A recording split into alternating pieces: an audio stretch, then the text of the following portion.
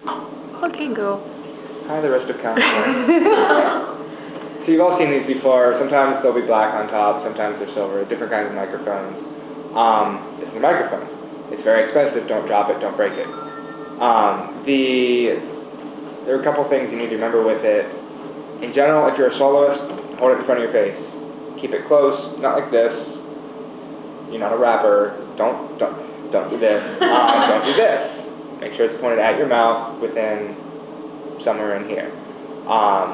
If you're used to using a microphone, if you know what you're doing when you're singing, which obviously you guys do, you're welcome to manage your own volumes a little bit with this as you hit the really high notes, because you know those are going to be really loud.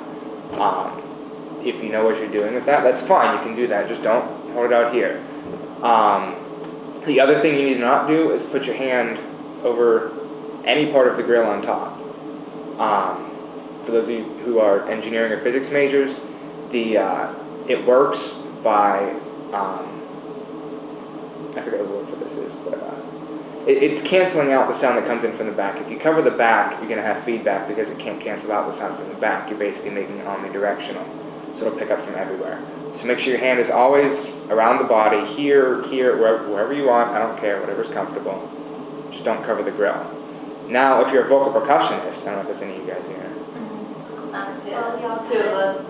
Yeah. 3 of us. You'll have problems with wind noises and the plosive noises, that kind of stuff getting in the microphone and being really ugly. Now, a lot of people hold it like this. It looks entirely ridiculous, but it works well. If you want to do that, that's fine. As a vocal percussionist, basically you don't want it in front of your face because of the wind noise. Now, it'll have a windscreen over it, and that'll help a little bit. But if you're a vocal percussionist, down here is fine, up here is fine. Make sure that you're blowing forward and the mic is near your mouth, but not right in front of your mouth. Just make sure that the wind isn't going across the top of the microphone, because that's what makes the really nasty noises. And we'll take care of the rest of it, making the VP mic sound better. Along the same lines, when a soloist is using the mic, things like the P sounds, when you have a lot of wind for a soloist, you still want to hold it in front though? Yeah. Yes. Okay. As a soloist, it's much more manageable. Okay. I mean, a little bit of that sound is just normal voice sound, but as a VP, you all know what it sounds like. It'll start sounding really bad, and that's really hard to manage. It's right in front of your mouth like this. So. Right. You guys have any questions? I'm not big question. Bass is the same as just a solo mic. For VP, sometimes fit is an issue. So if like putting a hand in front of the mic and your mouth, is that okay, or does that affect the sound? I'm not sure what you mean. So like sometimes are these like, I don't know if other people listen, like the spit just starts flying out. They didn't know. Be careful. So to avoid giving the first row a shower, sometimes I just put my hand in front of my mouth just to block that. But is that... As long as it's not in front of the microphone, you should be fine. Okay. So it's better like keep the mic here and then do that, or... No, like to the side. Okay. Like you said. Just keep the mic in a circle around your mouth, just not in front of your mouth. Okay. Here, wherever... You can put your hand. Like, if you're doing this, that's fine. Okay. So... Sorry for the graphic. Of course it is. Not from acapella, though.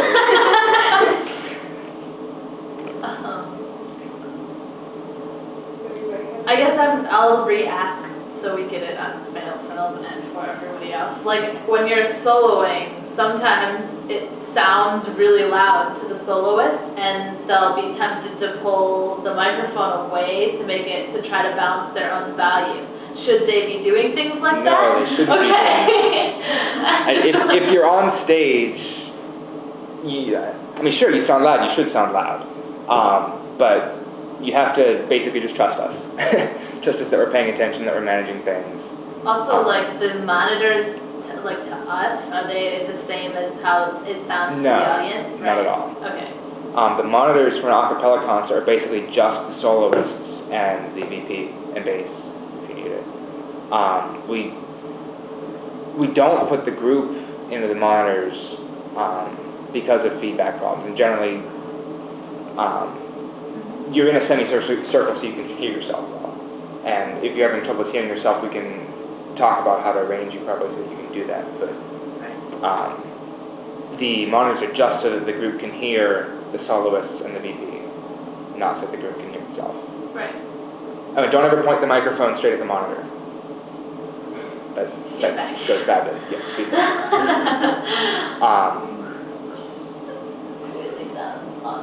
If for whatever reason you start hearing feedback and you're the person holding the microphone, generally the best course of action is to not do anything, because feedback is very rarely caused by the handheld microphones. Unless you're the one pointing it right at the monitor, in which case move it. Feedback is usually from the area mic, and there's not much you can do about that.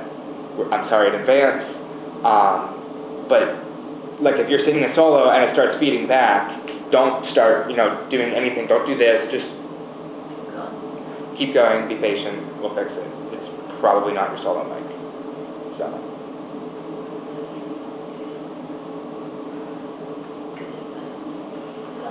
Possibly go wrong.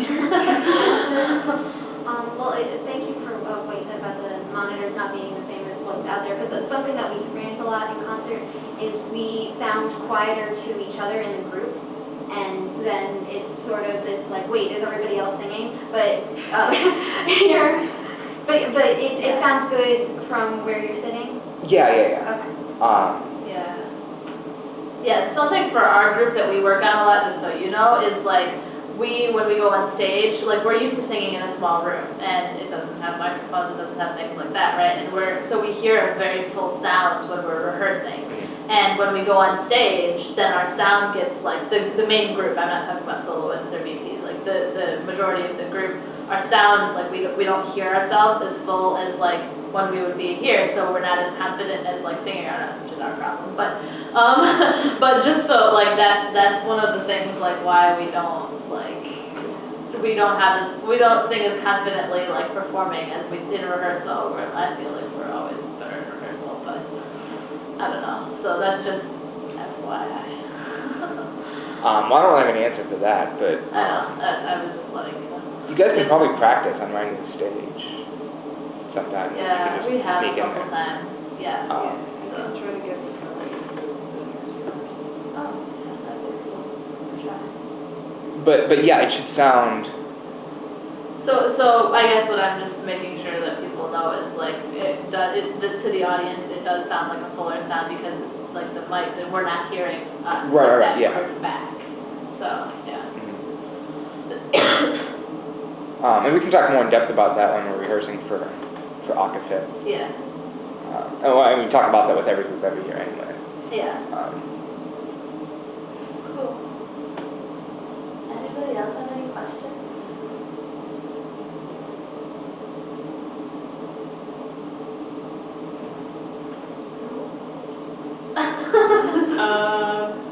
Do you have any random suggestions about formation with regards to the area mic? Like, should 2 rows, 1 row, scrunched close. or like voice parts, like should soprano ones be in the middle or on the end, or like Should it be all all blended together? or Any does it ideas? not matter? As far as where the different voices go, that's really up to you guys. I mean, it is going to be a distinct stereo image. So if you want, sopranos on the left and altos on the right, that's fine. I don't care if you want to mix them up, that's fine. 1 row versus 2 rows, that's really dependent on, you guys are 15 people? Yeah. Is that bigger than before? Well, we started at 15 last year, and then we went, second semester we were 13, and then now we're back to 15.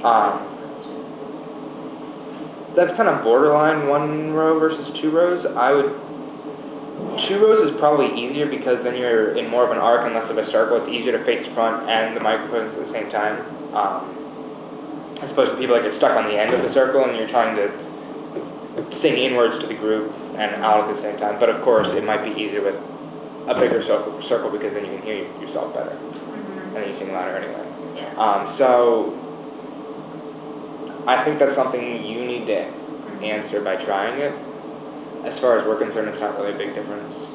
Yeah. The only thing that we're concerned about is that the people on the ends of the semicircle tend to, instead of staying face towards the center, they tend to face out, and then they're not picked up on the mics because they're on the ends, and the mics are missing. Yeah, yeah. So that would be That's a good point. the factor but, there. Yeah, let our For one group versus two. Cool.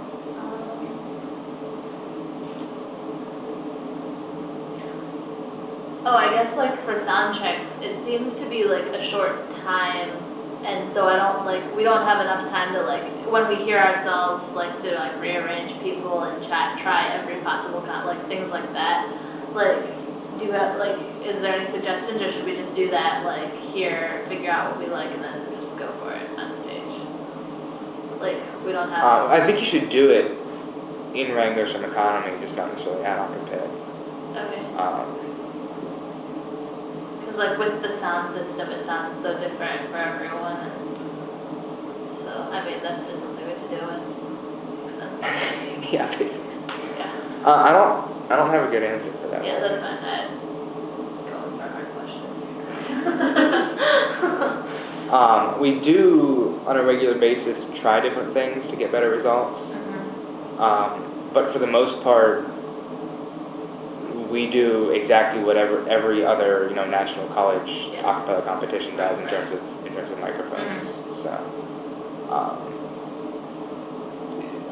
we kind of have a bit of things to do, and well, the big limiting factor is the venues, with especially how Reverb and Economy and Rango stages are. So, yeah, that makes sense.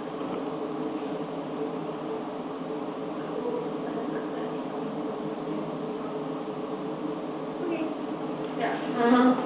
okay, and I will see you guys. Yeah.